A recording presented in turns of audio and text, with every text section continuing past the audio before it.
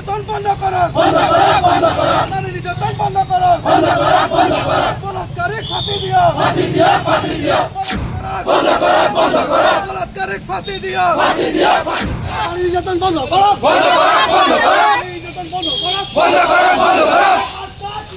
জিন্দাবাদ জিন্দাবাদ জিন্দাবাদ জিন্দাবাদ।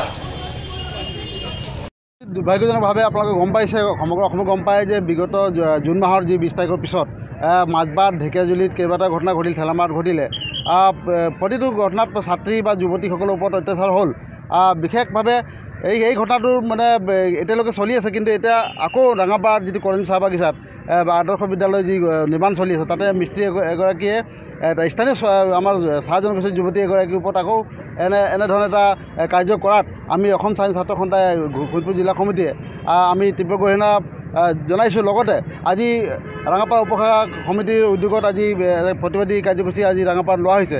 কিন্তু বিশেষ কথাটো হ'ল যে একে লেঠাৰিয়ে আজি আমি বাৰম্বাৰ আমি আহ্বান জনাৰ পিছতো একে ঘটনাখিনি ঘটি থকাটো অতিকে দুৰ্ভাগ্যজনক কথা। আমি চৰকাৰ বা প্ৰশাসনে যিখিনি তেখেতসকলৰ কাম সেইখিনি কৰি থকাৰ পিছতো আজি অনুৰূপ ঘটনাবিলাক ঘটি থকাটো মানে কি খুজাইছে।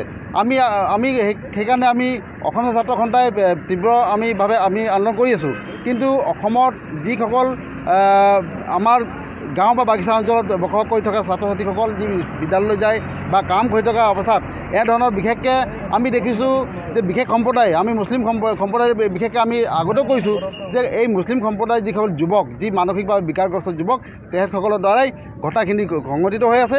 আজি সমগ্ৰ অসমত সেয়া দেখিও পাইছে। আমি আমচু বা তেনেকুৱা যিসকল ইছলাম ধৰ্মৰ যিসকল মানে এটা সংগঠন আছে বা সমাজ সংগঠন আছে, তেখেতসকল আমি আহ্বান জনাইছিলোঁ যে আপোনালোকৰ এলেকাত থকা যুৱক যিসকল মানসিকভাৱে বিকৃষ্ট হোৱা যুৱকসকলক এটা সঠিক দিশত অনাৰ কাৰণে চেষ্টা কৰিব। কিন্তু আজি প্ৰতি সেয়া হৈ নুঠিলে।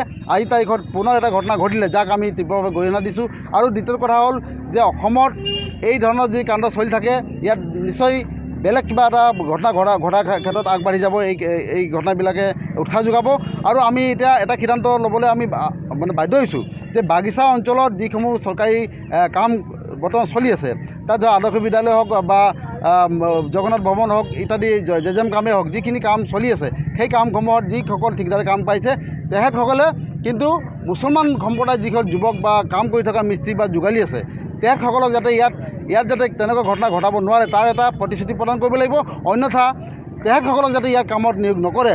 আজিৰ তাৰিখৰ পৰাই অসম স্বাধীন ছাত্ৰ সন্থা শোণিতপুৰ জিলা সমিতিয়ে সমগ্ৰ শোণিতপুৰ জিলাত লাগু হোৱাকৈ আমি আজিৰ এই আপোনালোকৰ যোগেদি আমি সমগ্ৰ শোণিতপুৰ জিলাতে আমি এক আহ্বান জনাইছোঁ যে প্ৰতিটো বাগিচাত চলি থকা কামসমূহ শেহতীয়াভাৱে আমি বন্ধ ঘোষণা কৰিছোঁ।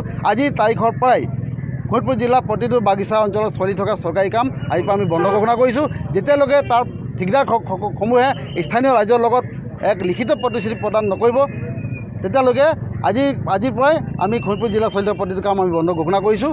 আৰু আমি আহ্বান জনাইছোঁ অসম চৰকাৰ প্ৰশাসন এই ক্ষেত্ৰত কঠোৰ হওক আৰু যি দোষী আছে দোষীসকলক যাতে চৰম শাস্তি দিব পাৰে তাৰ বাবে আমি আহ্বান জনাইছোঁ।